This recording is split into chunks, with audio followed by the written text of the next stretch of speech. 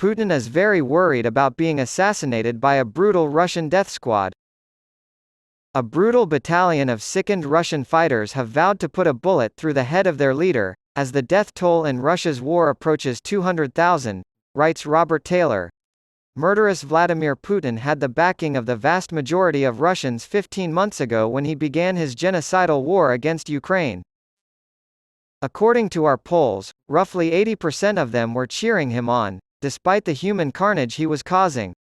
Some Russians, however, may now be doubtful. Putin's promises of an easy victory had been believed. They expected the Ukrainians to either capitulate like frightened puppies or, as ridiculous as it may sound, enthusiastically welcome the Russian troops as liberators. As anyone who has spent any time in Ukraine over the past few years can attest, that was just a fairy tale. The Ukrainians have a poisonous hatred for Russia and were destined to fight until their last breath. And that meant there would be a lot of Russian deaths as well. The anti-Putin movement was inevitable once body bags began to be brought back from the front lines by Russian soldiers. But now we can see that beneath the din of Red Square and the sobs of grieving families are the deadly fangs of this movement.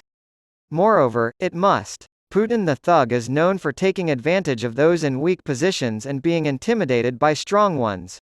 The same as every other bully.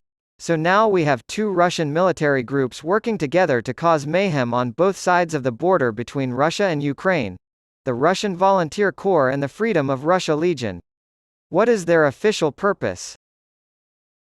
With the goal of removing Putin and freeing Russia. They have already taken over several border towns, and there will be many more in the future. They are serious, and they have the fire and ammunition to punch holes in the Russian defenses. Do these militias have what it takes to eliminate Putin and free the country? That has a ways to go before it becomes a reality. Yes, it's possible that it sounds far-fetched. However, once tyrants begin to falter, they fall quickly. In 1942, Adolf Hitler appeared to be invincible. Ceausescu was confident in his authority up until the final days of his life, when his own people assassinated him in 1989. In 2002, Saddam was the undisputed ruler of Iraq. In 2010, Gaddafi was as well.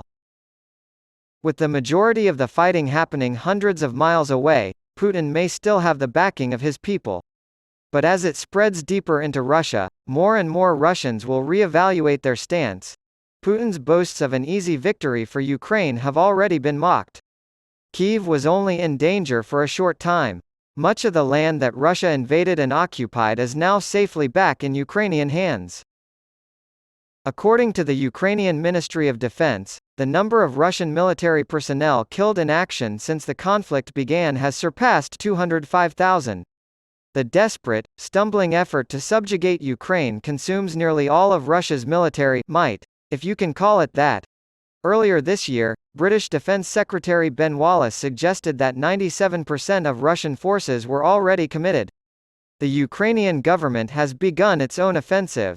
Putin is losing this war horribly, and it's only getting worse. Is it reasonable to wish for Putin to be killed by his own people? Would that truly be fair? Many of us would rather have him tried in The Hague and sentenced to life in prison without the possibility of parole.